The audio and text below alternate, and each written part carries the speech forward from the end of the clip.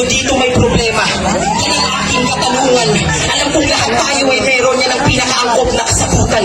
Ngunit ano ang gagawin mo pag dumating yung isang araw nang dahil sa problema, masira ang buong mong katauhan? Kaya naman, meron akong ipapahaging istorya ng isang taong napaliw, napraning, nang dahil sa problema. Handa ka na bang marinig kung paano siya kailangan mo ng sistema? DJ, pa-play na yan. Tutunghayan nyo ngayon ang isang kwento ng isang taong itago natin sa pangalan na Roberto. Handa ka na bang marinig at makita ang isang amang nasunugan at naulila? At yung mga pangyayari ay di niya na kayang tanggapin pa.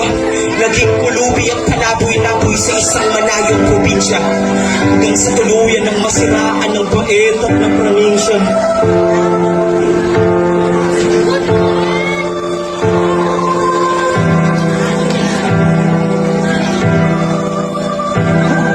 Madalas makikita ang panaboy-naboy sa lansangan sapagkat pariwara ang buhay at walang tahanan. Malulog na kaya pa sa bawat kanyang daraanan ng isang bulan ng tukso at palagi na lang tinatawanan. Walang magandang nangyari sa katulad kong kulubi na lalang buhay ko. Grabe kahit ako ay mabuti, Diyos ko kailan ko ba kukunin? Ano pa ba aking kukunin? Sa mundo ay nalang mo na akong kapangarap na dapat mapupunin. Dahil lahat ng yun ay biglang naglaho. Bakit sa pangyayaring lumulog ng pagkatao? Bakit mo ang mabuti ko ay kanya interesado kung paano nawa sa aking buhay at nabago?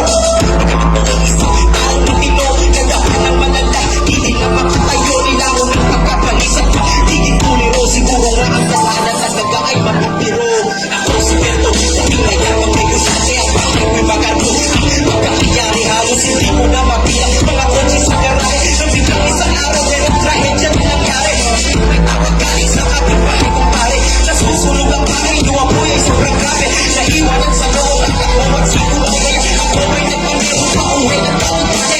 Hindi ko yung sabihin na hindi magpanik, pero hindi lang puso ng pamati na kawain. Pagdating sa lugar, bagus mga mga nangyari. Nasaksihan na po yan at walang nasasabi. Pag-inatan, di maaari. Sa oras na iyo na naramangay na namari. Nasalat na napaway na matay binabutan. Nangyari na nga ang hindi na pagkamutan. Ang buhay, parang may nakatarap na patangin na hindi na mahuhugot. Sanay panaginip lang ito at magising na sa pamumot. O bakit pa ganito ang ibinigay sa akin pagsubok? Hindi ko kakayanin ko, mas pipiliin na lang na sunod.